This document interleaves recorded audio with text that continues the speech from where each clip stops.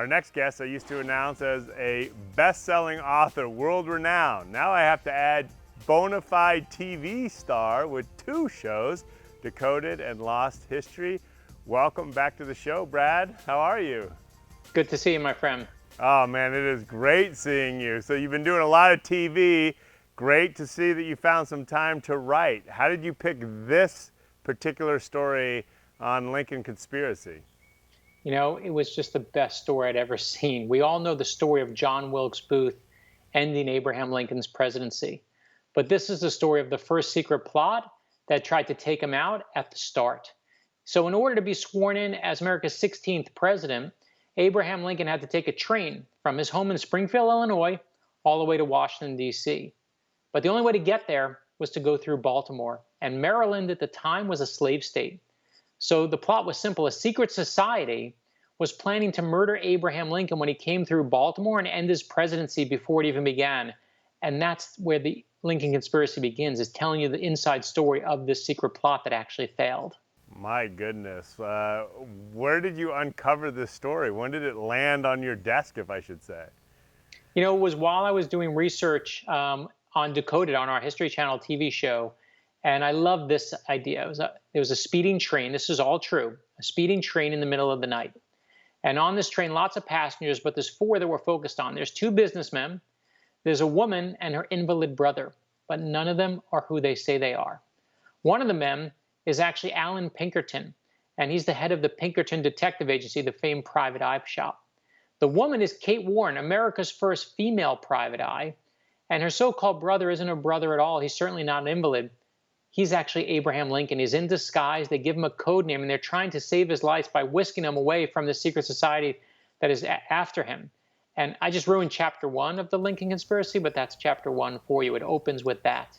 Now, to be straightforward to all our viewers, this is factual stuff. This has all really happened. It is all documented. We have 50 pages of footnotes and historians weighing in saying, you know, this is a dynamite book. It's incredible. One of my favorite scenes in the book you'll see is when they finally tell Abraham Lincoln that there's a plot to kill him. And they go in the middle of the night to his hotel room and they tell Lincoln, listen, a secret society is trying to murder you. They say, well, you know, you have an event in Philadelphia tomorrow. We want you to miss that event. We're going to get you out of here early. We're going to save your life. And Abraham Lincoln says, I'm not missing the event in Philly. And they're like, what are you talking about? And he says, I'm not missing it. You want to know why?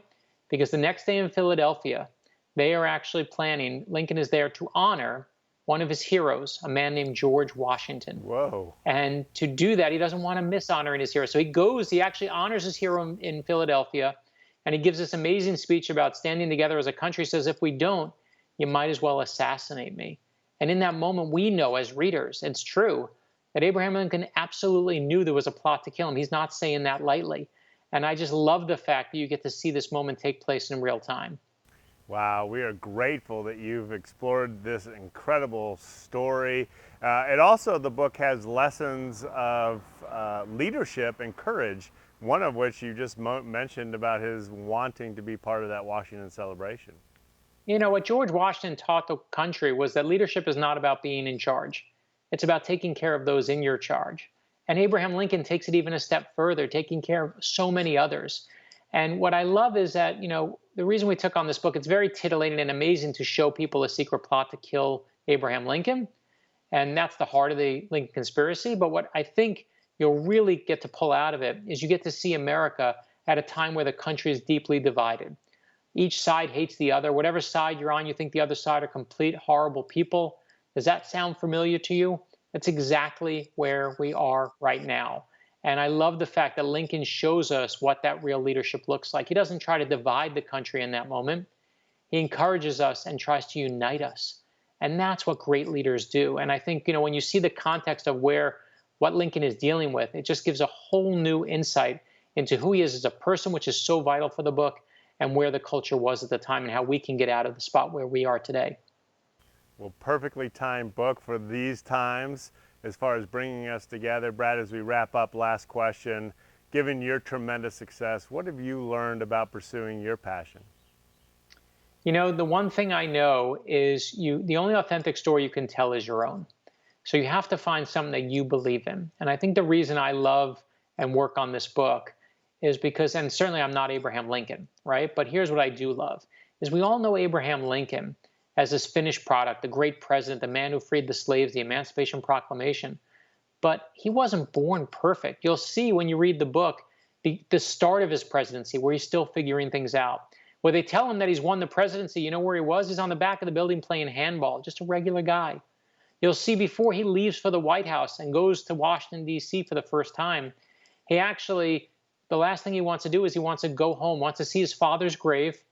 He wants to go say goodbye to his stepmother who raised him and who he loves and adores. And he goes to see her. They have this amazing moment together, private, that you'll see in the book. But she says when he leaves, I'm worried they're going to assassinate him. She's worried that she's never going to see him again. And she's absolutely right. And the mistake we make today is we take our leaders like Abraham Lincoln, we make these big statues of them, we worship at their feet, but we do them a huge disservice because we forget that they're just like us. That whoever you look up to, whether it's Abraham Lincoln or Rosa Parks or anyone else, had moments where they were scared and they were terrified, but they didn't let it stop them. And we all need to know we're all scared and we're all brave and we're all vulnerable and we're all terrified and we're all amazing. Some of us all in the same moment, some of us all in the same minute. That's what the Lincoln conspiracy shows you, is that all of us are human beings just like that. Well, we are proud that you had the courage to write this book. Can't wait to dive into it. Brad, thank you. Good to see you as always. Thank you.